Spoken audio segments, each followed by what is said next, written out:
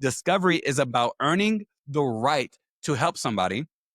And you earn that right by listening, not by talking. When I restructured my discovery process around intention-based selling, the most dramatic change was how much I stopped speaking.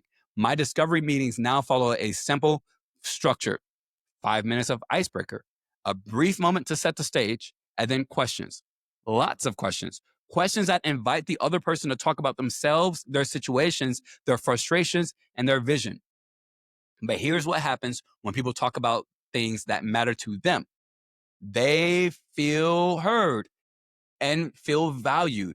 They begin to trust you, not because you impressed them with your knowledge, but because you demonstrated genuine interest in theirs. And from that trust, everything else becomes possible.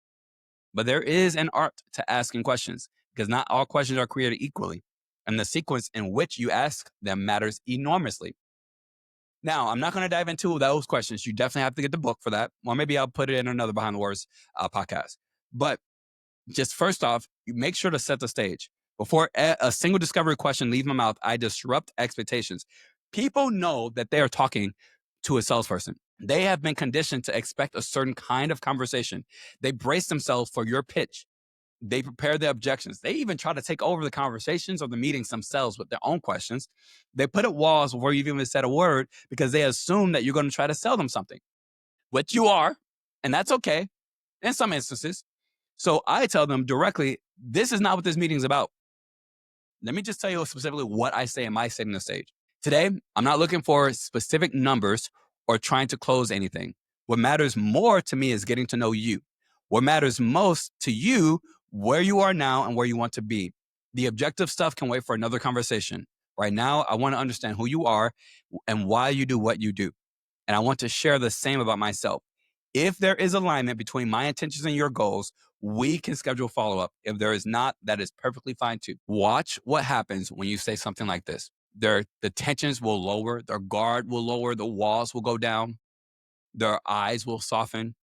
They were expecting a pitch, and instead you offered a conversation. You disrupted the pattern they were bracing for, and now they are actually present with you. They are now there in the moment with you. I talk about presence in the book and about the issues and difficulties that we have with presence. If all of someone's conscious energy and effort, all 126 bits per second, is going to their anxiety or their nervousness or their expectations that you are going to be a salesperson, they're operating from the past and the future. They're operating from the past of iterations that they had very similar to the iteration that they're about to walk in with you. And they are also thinking about the future, about how can I, as quickly as possible, get out of this disgusting iteration that I felt before. They're now operating both not in the present. But when you disrupt what their brain is focused on, the past and the present, and you pull them to the now they're present with you. Humongous difference. Just setting the stage during the discovery process. This works when I'm doing financial consulting, business coaching, recruiting for the Pride Council Network, or anything else. The context changes, but the principle remains the same. Set the stage by removing the pressure, and you create space for genuine connection.